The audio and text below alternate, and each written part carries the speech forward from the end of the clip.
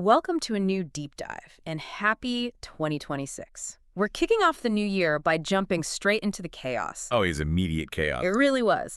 We dove deep into this huge rush of celebrity news, contract demands, some very specific hip-hop beefs, basically everything that dominated the first few days of the year. Right. Our mission here is to give you the ultimate shortcut to understanding this very bizarre cultural landscape that's already taking shape. And we're looking squarely at this fascinating kind of high-tension intersection. It's where the strictly professional world, we're talking high-stakes New Year's bookings, collides head-on with the intensely personal... Very public stuff. Exactly. The long-simmering rivalries, the behind-the-scenes industry pressure, and our sources are just rich with specific, sometimes totally absurd details that show how these things connect. Okay, so we are jumping right into the thick of it. Okay. We have to begin with the money and with a celebrity who knows how to weaponize visibility better than, well, maybe anyone else. The undisputed champion. The undisputed, self-proclaimed most petty celebrity. Let's start with the hustle, because New Year's Eve, it seems, isn't just about resolutions. Not at all. It's about generating these massive, fast paychecks. The sources make it really clear that it's a huge earning night for artists across the board. It's like the annual industry cleanup day. Demand is high, people pay a premium. Everyone's cashing in. Everyone. The sources really zeroed in on 50 Cent. He was, and I quote, booked like crazy. Think about the logistics of that. Performing on ABC for a national audience and then still managing to do 3 different shows in 3 different venues in one night. That's planning. That's serious revenue. Oh, yeah. And we saw others doing it, too. Fabulous was in Ghana. Meek Mill joined G Herbo for a show. This huge influx of cash really frames the professional pressures that we see pop up immediately after. And speaking of 50 Cent, he clearly understood the assignment for 2026. He always does. Because he earned a new accolade right away. He was awarded the Ball Alert Most Petty Celebrity in 2025. And the source material explicitly links that award to his, let's call it, dedication to covering the Diddy documentary situation. Relentlessly trolling it, you mean? Relentlessly. He embraces that role, Right. It's key to his brand relevance. But what's really fascinating here is that he immediately used that visibility to lay in on a totally different, much more localized drama. Right, we're talking about Papoose and the champion boxer, Clarissa Fields. In what one source just calls a weird relationship. A very weird, very public relationship. And the conflict here is that Papoose was allegedly spending the holidays with Remy, his ex, mother of his child. And Clarissa Shields was very publicly and very strongly denying it. But the internet finds receipts. Always. And this is where we have to get into the specifics because the evidence is so detailed. It's the fur connection. The fur connection. So Remy posts a video at this upscale fur shop, and she's with a man in a green sweater. Okay. Then, crucially, Papoose later does a video for the exact same fur guy. And he only took his jacket off for his shot so you could see the sweater. Exactly. This connection, using the same specialized vendor, it just strongly suggested they were there together. Probably getting a deal, right? A long-term business relationship. Of course. So Shields' denial was just immediately undermined by this clear visual evidence of them sharing space, sharing business during the holidays. And that shared history, that's really the core of the problem for Shields, isn't it? It is. You have to look at the specifics. She's 30. Papoose is almost 50. And he has a daughter with Remy. Which means they will always be connected. The sources suggest this ongoing involvement is what's going to continually, quote, drive Clarissa Shields crazy. Because she doesn't want to feel like she's playing second fiddle to that permanent dynamic. And it just creates this highly public, very volatile love triangle. Which really spotlights the cost of this kind of fame. It does. This relationship, it initially brought a lot more attention to Shields. Who is already a champion boxer. She's not exactly unknown. No, not at all. An Olympic and world champion. But the speaker suggests she just wasn't ready for this level of intense public scrutiny that comes with, this kind of celebrity drama. And the source says she's starting to falter a bit under the pressure, that she comes off looking stupid in a lot of the videos. Right. And they emphasize that she's a world-class athlete. Her focus should be on boxing, not this. And of course, 50 Cent comes in to amplify the whole thing. Absolutely. He used a heavily edited video clip, put their faces on it, just to suggest that Shields could easily beat Papoose up. He is just the master of calculated pettiness.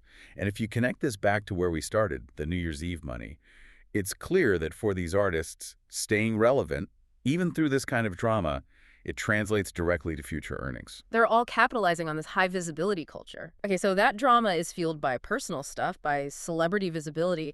But what happens when that same high tension visibility gets applied to the business side of the music industry? It gets ugly. Let's pivot to Finesse 20 times. He started 2026 not with a new track, but with a major public rant. And he's highlighting a huge pain point in the modern music business: contract stagnation. This was basically a public demand for emancipation from his contract. He went on this rant publicly demanding to be let go from his Rap-A-Lot contract. And his reasoning was pretty blunt. Oh, yeah. He said he needs to be somewhere he can make, and I'm quoting, 10, 15, 20 meters out this shit. This isn't just about more money. It's a fight for control over his earning potential, over his masters. And his specific grievances were crystal clear. He's been with Mob Ties Rap-A-Lot for 4 years. 4 years. And has only dropped 2 full projects. He just came out and said, "We ain't made no money, and I'm done with that contract, bro." The frustration is just, you can feel it. Absolutely. And it raises this critical industry question, right? Why only 2 projects in 4 years?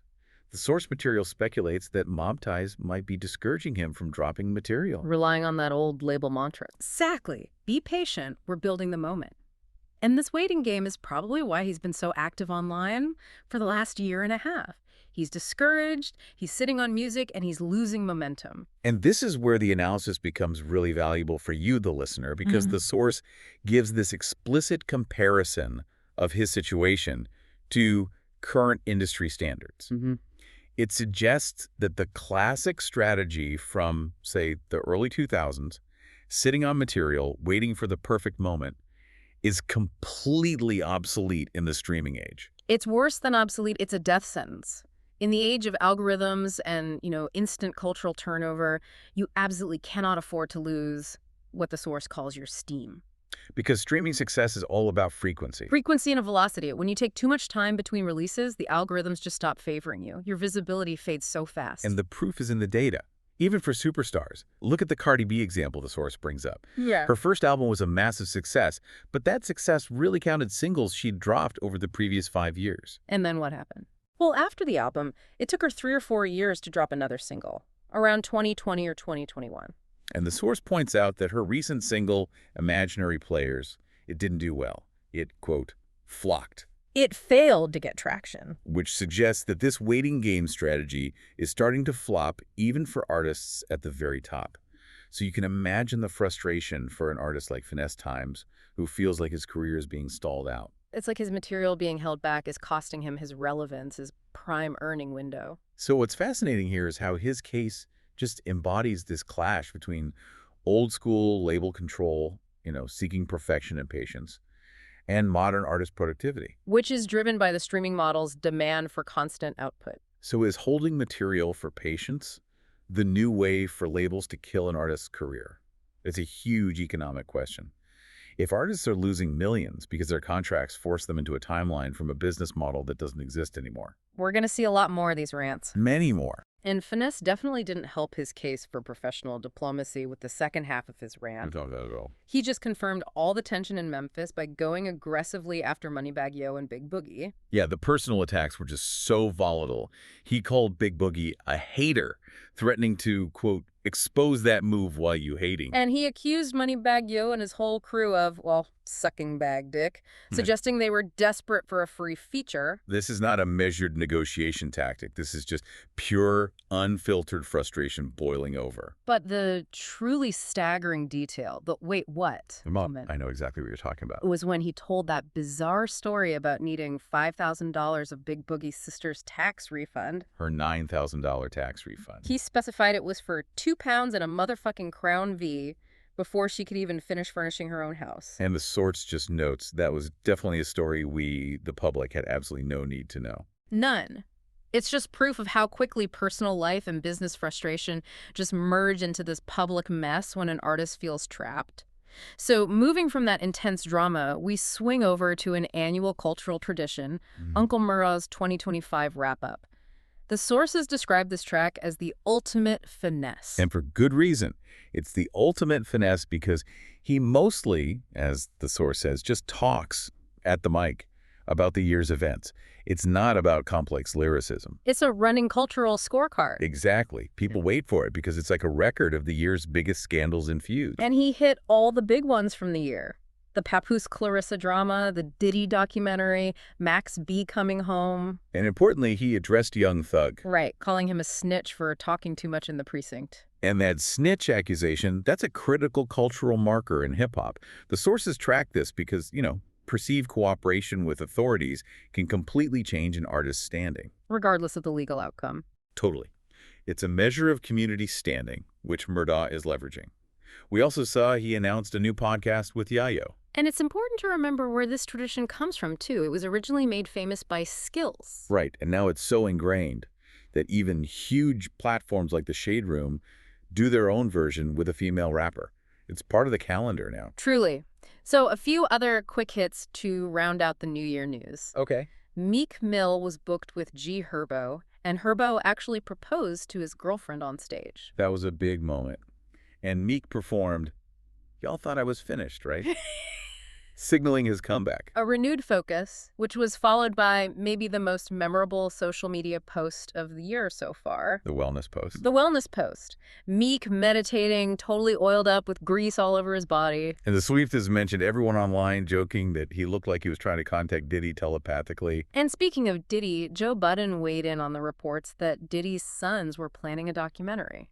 And he said it's a bad idea. A bad idea from a PR standpoint. He's right to raise the alarm, because the sources suggest the sons are implicated in some of the allegations themselves. They should probably just stay out of it, rather than try to manage a narrative that could expose them even more. And finally, you can always count on the trolls. Tekashi dropped a new track with Cuff. Of course he did. And he trolled Lil Durk by calling him a fake Muslim. Look, if you connect all of this, the contract disputes, the petty feuds, the PR warnings, the rants all dropping at once, it just shows how immediate and completely saturated the celebrity news cycle is now. It makes staying well-informed a constant, active deep dive just to keep up. So what does this all mean for the start of 2026? We've seen artists cashing in on New Year's bookings. Big time. The continued power of calculated pettiness, thanks to 50 Cent, and the real-world frustration of contract disputes just exploding into public view. The theme that ties all these sources together is this inescapable transparency under pressure. I mean, whether it's Papoose' personal life, Finesse Stones' business frustrations, or the Diddy family's PR strategy. Yeah. The ability to control a clean narrative is basically zero in this environment. And for you, the learner diving into this with us, the source material offered this really profound insight into the changing economics of music.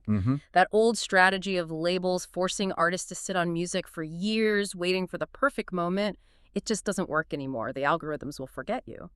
So if traditional label patience is now basically market failure, if it means losing all your critical steam, what does that mean for how labels will have to structure contracts and release schedules through 2026? And critically, in an environment where visibility is currency, how much long-term stability and power does an artist truly gain when they trade privacy for maximum immediate online visibility? That is definitely something to mull over as we watch the dynamics of this year unfold.